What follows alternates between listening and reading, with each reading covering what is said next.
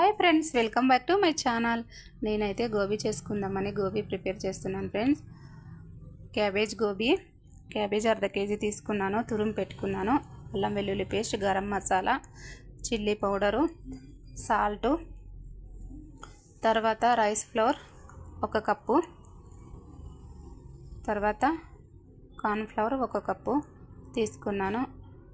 Already cabbage తురుము పెట్టుకున్నాం కదా, అందులోనే వాటర్ ఉంటుంది, చూసుకొని కలుపుకోండి ఫ్రెండ్స్. తర్వాత ఫుడ్ కలర్ వేసుకుంటున్నాను. ఫుడ్ కలర్ వేసుకుంటే వేసుకోవచ్చు, లేదంటే లేదు, ఆప్షన్ అది.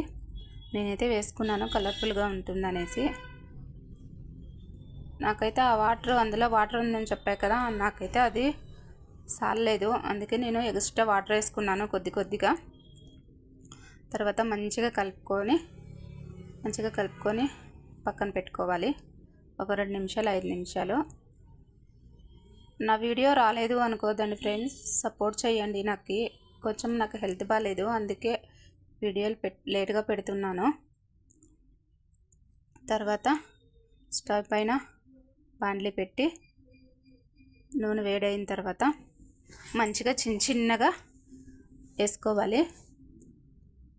వేసుకున్న తర్వాత సేమ్ ప్రాసెస్.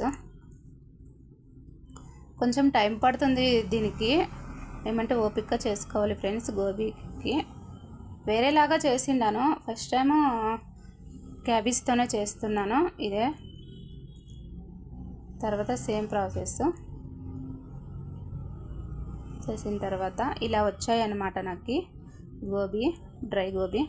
తర్వాత దానికి ఒక సాస్ రెడీ చేసుకుంటున్నాను. Cornflour, garam masala, chilli powder, అల్లం వెల్లుల్లి పేస్ట్, మళ్ళీ చిల్లీ సాస్ వేసుకొని మంచిగా మిక్స్ చేసుకొని పక్కన చేసి పెట్టుకోవాలి. తర్వాత ఒక 2 ఎర్రగడ్డలు ఫ్రై చేసుకోవాలి. 2 ఎర్రగడ్డలు ఫ్రై చేసుకున్నాక మనం గోబీ చేసి పెట్టుకున్నాం కదా, డ్రై గోబీ, అందులో వేసుకోవాలి. వేసుకున్న తర్వాత మంచిగా మిక్స్ చేసుకొనేసి, ఆల్రెడీ మనం సాస్ చేసుకున్నాం కదా, అది ఇందులో పోసుకోవాలి. మిక్స్ చేసుకోవాలి. సాల్ట్ ఉందా లేదా అనేసి చెక్ చేసుకున్న తర్వాత మళ్ళీ కొంచెం చిల్లీ సాస్ కొంచెం వేసుకొని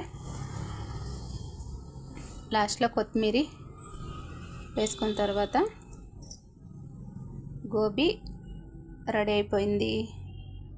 క్యాబేజ్ గోబీ రెడీ అయిపోయింది. లైక్ చేయండి, సబ్స్క్రైబ్ చేసుకోండి. నా వీడియో ఎలా ఉందో కామెంట్ చేయండి. థ్యాంక్ యూ సో మచ్ అబ్బా.